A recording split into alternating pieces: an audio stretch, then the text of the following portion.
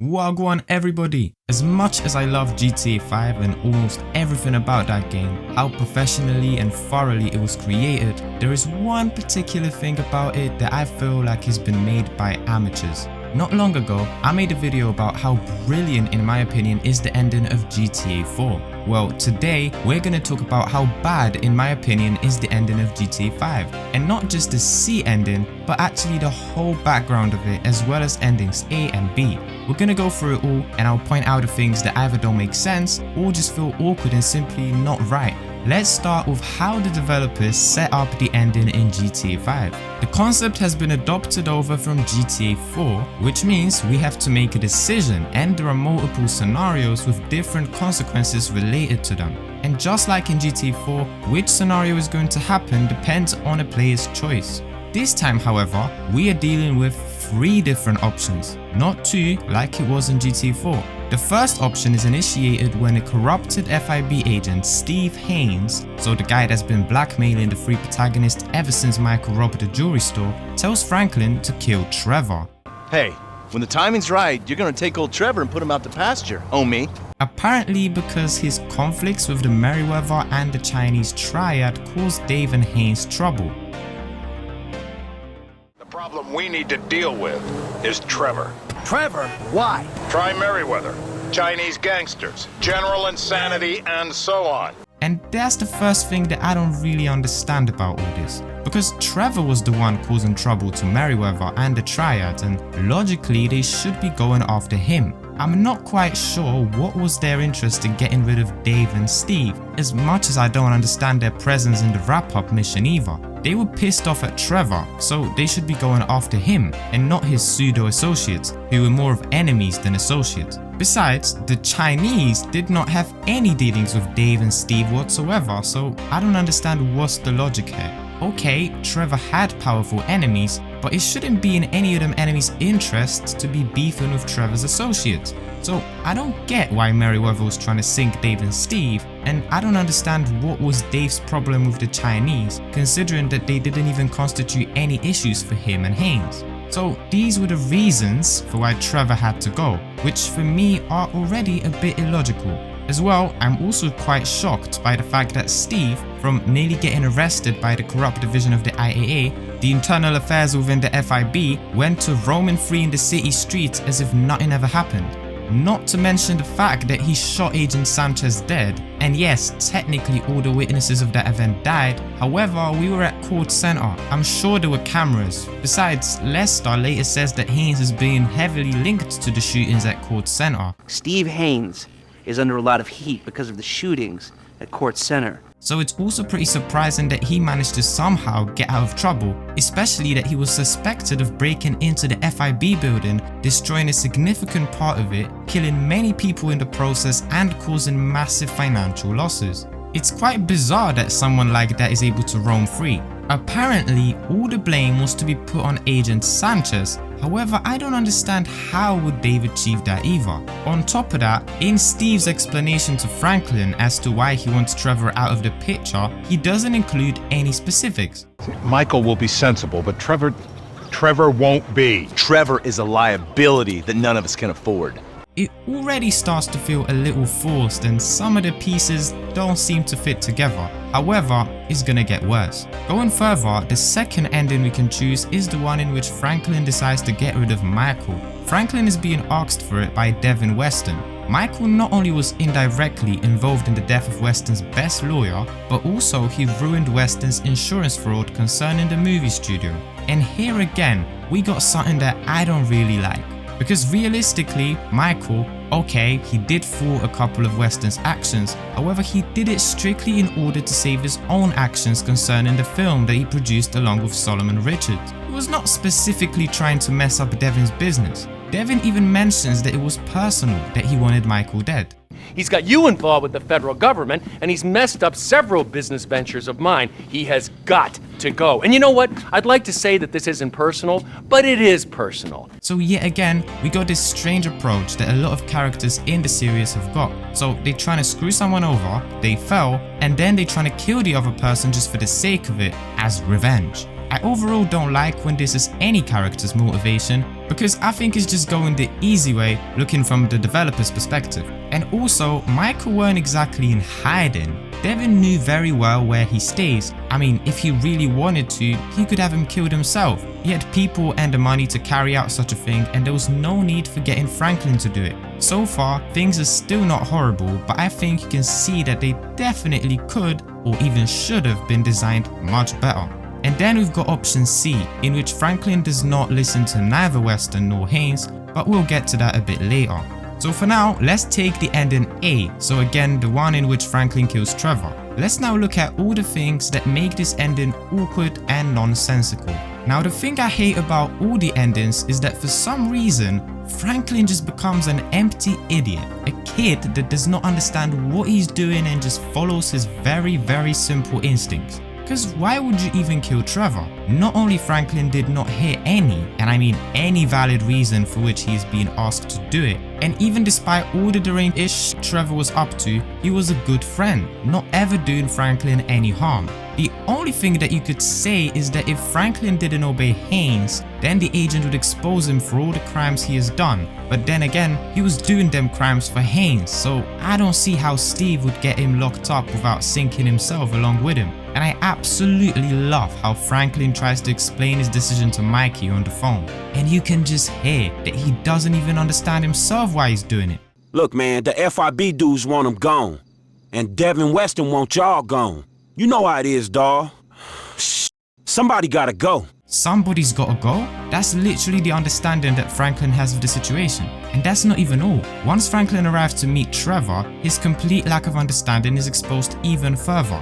Let alone the fact that Trevor, a guy who managed to realize that the baller dude from the Hood Safari was trying to sell drywall instead of cocaine to Lamar, now does not realize that Franklin is clearly holding a gun in his hand behind his back. Like, Franklin isn't even trying to hide it. It's a stupid little detail, but it's just something that you're looking at and you know it shouldn't be like that, and it just looks ridiculous. But what is even more ridiculous is what Franklin is talking to Trevor. See, I like you.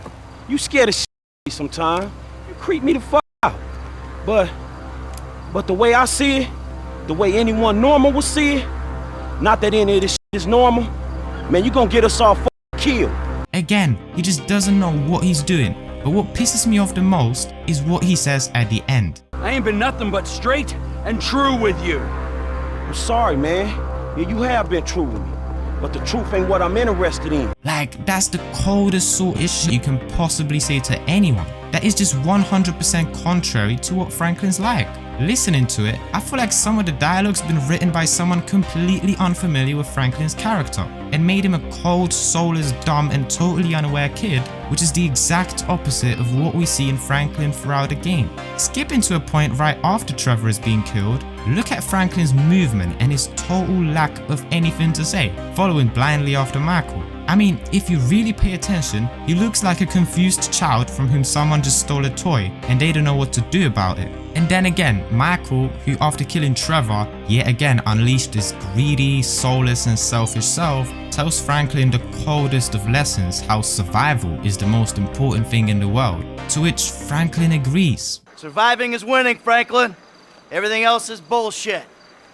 Fairy tales spun by people afraid to look life in the eye.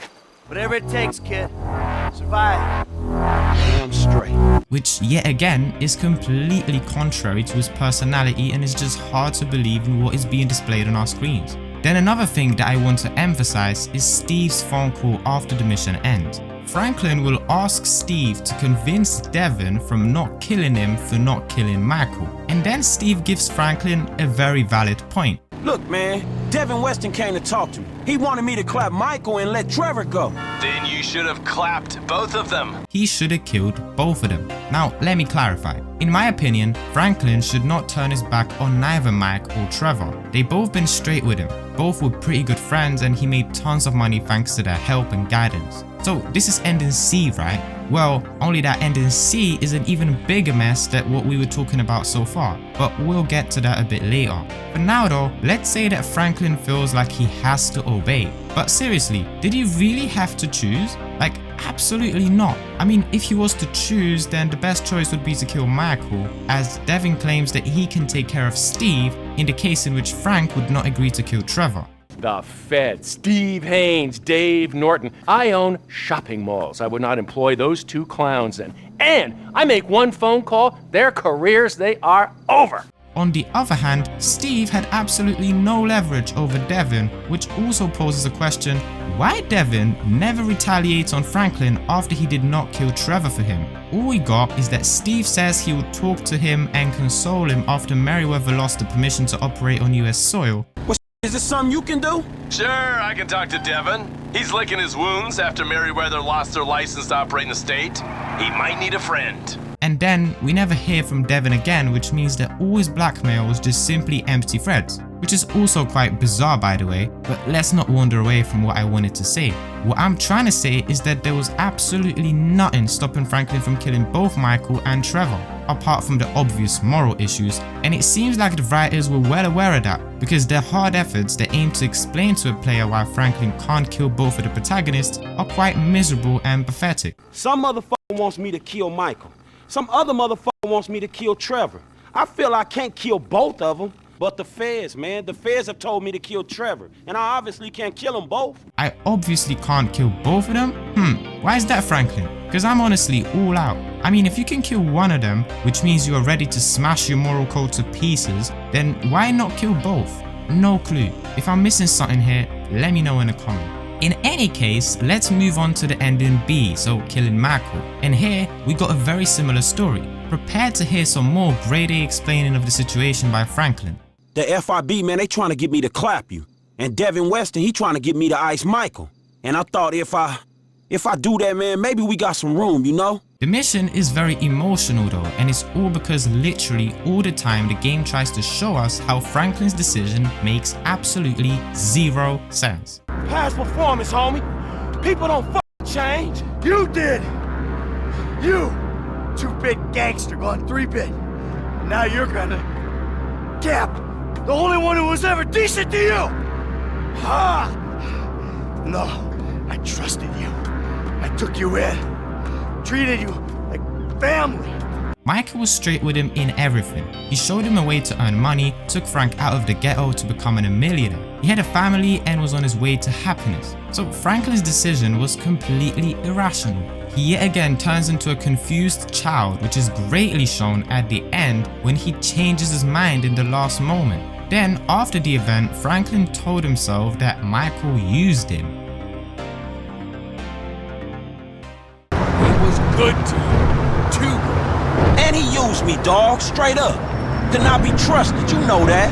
Which is complete rubbish, since okay, Frank helped Mike get out of some bullshit, but Franklin agreed to it. He wanted it himself. Mike never forced him into anything, and after all, made him a millionaire. So Frank again turns into a delusional snake that he's simply not. And now the icing on the cake, ending C, Deathwish. The mission has like 4 sections from which only 1 has been carried out properly. So the third ending is that Franklin actually makes the most rational decision in my opinion, which is to not kill anyone and try to sort it out. Well, so Franklin, rightly so, contacts Lester to find a solution. He explains the situation to him. Then Lester gives Franklin an evil solution, however a sensible solution. Again, to kill both Mike and Trevor. But as we remember, Franklin obviously cannot kill both of them. I mean, obviously, right? So, after rejecting their utterly stupid and ridiculous idea, they changed the strategy. Instead of thinking of a way out, they started to shout how much every single one of them is f***ed in hope that the gods of the HD universe will send an angel that will bless them with a way out of this fuckery. And then it came. Only that the gods sent a clown, not an angel, because Lester, after saying out loud some random information that is mostly completely irrelevant and does not change anything,